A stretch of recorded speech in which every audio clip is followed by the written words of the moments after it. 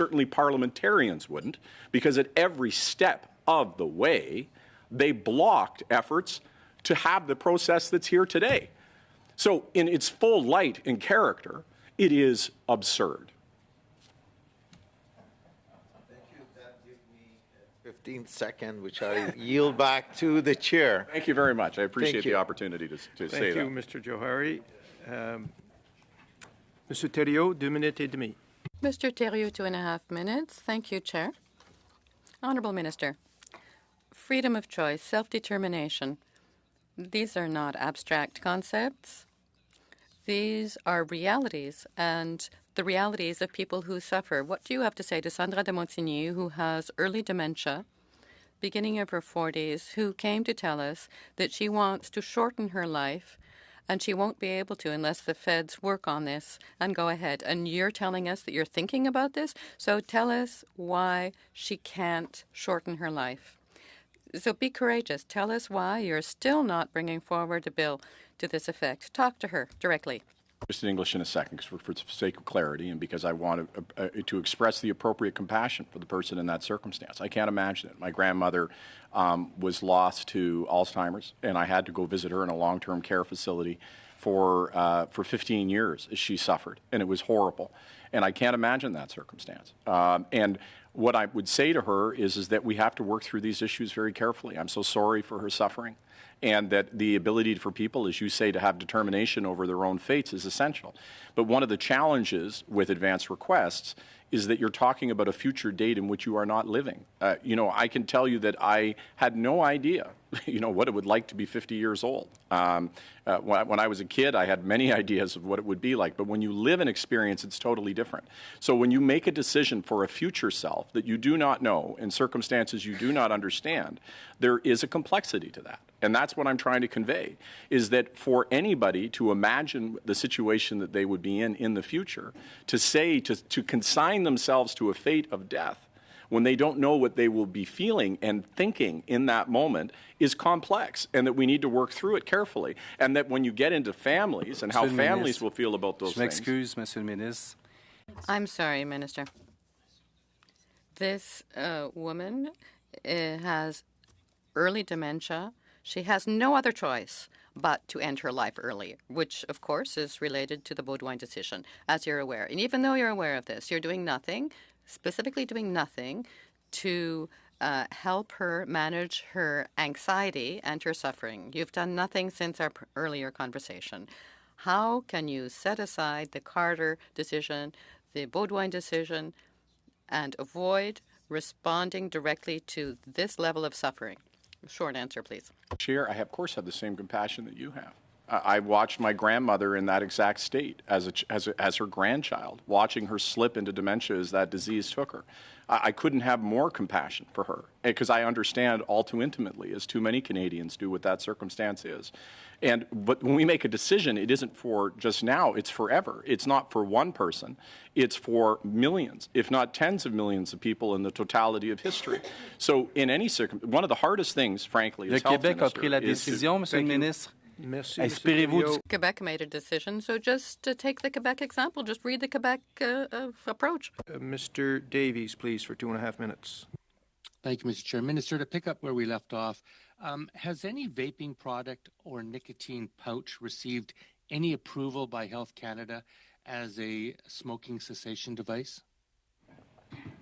Yeah, for sure. Vaping, look, there are applications for vaping. Now, has any been approved, Minister? Because it's my understanding that no vaping device has been approved by Health Canada as a smoking cessation device. It's often marketed as such. But my question is, has there been official approval by Health Canada as a result of an application made that establishes these products as effective smoking cessation devices? There's been. You're correct in the instance of vaping that there has been no product approved for the purpose of cessation. But you're right; it has been marketed and held out as a cessation tool. And of course, deeply concerned, and expressed this when I was at Heart and Stroke, that as I was watching the beginning of it, talking about how disastrous the potential health impact impacts of it were. It was a mismanaged situation. I think there was hope that it was going to be a cessation tool, that it was going to be used for the purposes of cessation, and that, at that time, I worried very publicly about the future that we're now in, that it ended up becoming something that was a new delivery mechanism for people who weren't otherwise Exactly, addicted. Minister. As health minister, that's the issue is big tobacco. Many think that big tobacco are using devices under the guise of marketing them as smoking cessation devices, but they're frankly just another vehicle to hook a new generation of Canadians on nicotine. And anyway, I'll move on to a different subject if I can. Minister, many health practitioners, small business owners, and consumers across Canada have expressed serious concerns to this committee and others that the government's proposed regulations, including labeling requirements and new fees for natural health products, will result in increased costs and reduced choice for Canadians. Minister, would you be willing to pause those regulatory measures to ensure adequate consultation with those groups and others on the potential impact on Canadians? Well, we have been having excellent consultations, and in those consultations have resulted in us making sure that we're adapting the information that we're hearing from industry and from users of natural health products. I think it's important to note that it is an exploding industry and that it has a great utility, but that the making sure that folks are getting what they actually are buying, making sure that there's appropriate quality control, making sure that there's on-site inspections, that folks are aware of adverse impacts if they use the product, if they're using on another drug, or they have susceptibility of winding up in a circumstance where they would have an adverse reaction to using it. That's really essential information. That's saving lives kind of information. So we can't set that aside. We need to continue to work on that while we work through the concerns of industry, and that's precisely what we've been doing. Thank you, Minister. Dr. Ellis, please, for 5 minutes. Well, thank you very much, Chair. Minister, you've been very careless with your use of the truth here today, and that's very sad on behalf of Canadians. When we know very clearly that the president of PHAC was called to the bar of the House of Commons, we know that your government, your Liberal government, took the Speaker to court to prevent these documents from coming to light, and we also know that your government called a COVID election to prevent these documents from coming to light. So your application is reckless, it's careless on behalf of Canadians, which is what sadly we've come to expect from you, not to mention you've been exceedingly careless with the truths that you have expounded on a multitude of other topics today. So that being said, who is accountable for this egregious breach of security? Who is it? Well, in the first order, I will completely reject and disagree with what you said at the beginning. The dispute that occurred within the House of Commons was that the government at the day, which was our government, said that this matter could be, all the documents could be seen at NSICOP. And the position of Parliament was they wanted to table drop national security documents. So we can't let that happen. Carelessly treating national security documents would have profound implications for our Five Eyes partners.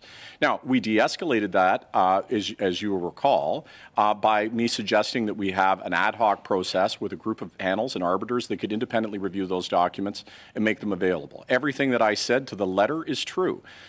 You saying something isn't true, well, an interesting, rhetorical device doesn't make it true.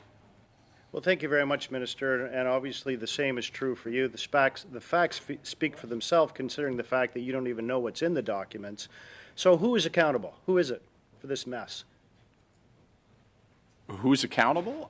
I'm accountable. You are. Excellent. Who will you hold to account at PHAC?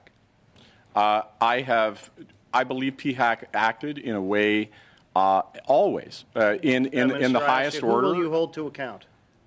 I have looked at the situation, and I believe PHAC handled the situation. Who is it? Me. Who at PHAC? Who's going to lose their job over this? Nobody. Nobody. So there is an act of treason, and of course treason is defined in the Criminal Code of Canada as the sharing of military or scientific information Who are you with accusing an of agent treason? of a foreign state. Who are you accusing of treason? Listen, I'm not here for you to ask If you're going to questions. accuse somebody of treason, you're absolutely going to answer for it. Who are you accusing of treason, sir? Who are you accusing of treason? To make this committee bow down. You can't accuse somebody of treason and not name them. That's totally irresponsible. I'm here to ask the questions, Minister? and you're here to answer them, which you continue to refuse to do. So this is actually a point of privilege if you don't want to answer the questions. Is that how you want to do this? What I want to be able to do is understand who you just accused of treason, sir. That's an incredibly, incredibly is. awful Do accusation. you know what the definition of treason is? Who are you accusing I of didn't- treason? No, I'm asking questions. Do you know what the definition I get to of ask treason questions. is? You don't get to dictate that. Do you Who know are what you the- do you accusing know of what the treason, definition sir? of treason Who is, are yes you or accusing no? of treason? Oh, you really have no idea. Who are you That's accusing of exactly treason? what Canadians want to hear. Who are you accusing What's of the treason? definition of treason, If you Minister? are going to accuse somebody of treason in this country, that is a reprehensible You thing know to what? do, and do I not- would ask that do- you I name do who not you were need to accusing answer of your treason. questions, but you need to answer mine. What is the definition of treason? Do you have any idea? Well, I'd be curious. You name somebody as being treasonous, so who are they, and what's I your asked you what the definition? definition of treason is. Do you know what it is? Betraying your country. No, that's not it. It is actually very simply knowingly communicating military or scientific information or documents to an agent of a state other than Canada with the intention of jeopardizing the safety or defense of Canada. So Did that happen at this lab? in neither you nor I are a lawyer, but you and I would both know that calling somebody something like a You know what, Minister? You're not a doctor, but Committing you to- made a whole bunch of claims today that are committing, non-scientific but naming as somebody, well. saying that somebody is a traitor, okay, I'm simply asking you the is question. a very serious accusation, and I would say that it's normally a matter that would be determined by courts. Yeah. And But so you I'm don't even- asking, you I had don't even asked know you what who the you would. definition is, Minister. You have no idea. You're clueless. Well, You that's have your no idea what the characterization, and I answer is. don't know that. I You're think you felt that. reckless, you're permissive, But sir, you felt that you way are loose before you with the met me. facts. You're so blinded by your partisanship, you would have thought that about me before you even spoke to me. No, you've actually proven it today that you don't Chair, know point the of facts order, of your Chair. file. That's the worst part. Point of about I order, don't know what the Mr. purpose Nackby. is. You have no idea. Excuse me. Retreat to your corners for a second. Go ahead, Mr. Nackby. I just really fail to see the line of questioning from the member opposite. What I find it even more disappointing is the constant name calling that he has taken, and I've let it go for a few times, but that does not advance a thoughtful, rational questioning. He's got legitimate questions that he wants to ask, but he can ask them in a manner that are to the point and factual beside calling names. Yeah. Thank you. Thank you, Mr. Nackby. I'm inclined to agree, Dr. Ellis. You're absolutely entitled to ask aggressive questions, but there's no place for insults. Please go ahead. Thank you, Chair. I would say I have about 30 seconds left. I think pointing out to Canadians that this minister doesn't know his file, that he's reckless and permissive and lax with security, I think that that's absolutely accurate and adequate. Absolutely. So the question here is then, what you're telling Canadians is that no one would be held accountable for an egregious breach of security, sending talent and information and abilities to a foreign hostile power. Is that true, sir? Canadian citizens in question were fired. The Canadian citizens in question are under investigation, as is appropriate.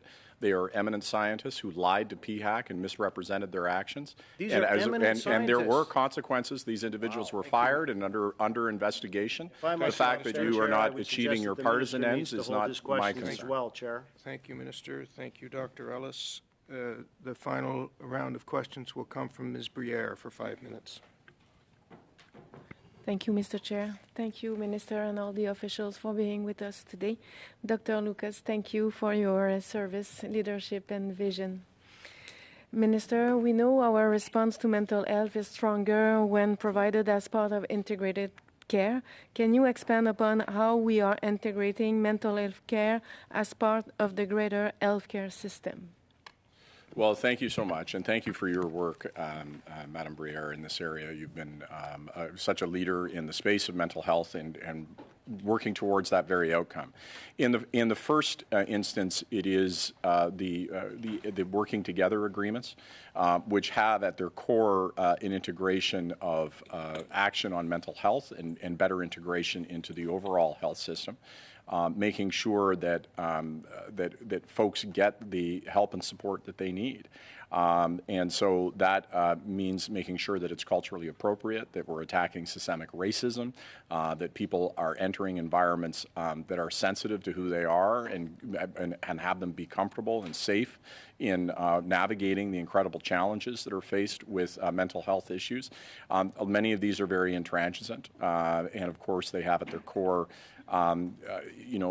trauma there's a direct proportionality towards people who've experienced trauma and incredible pain and the outcome to poor mental health.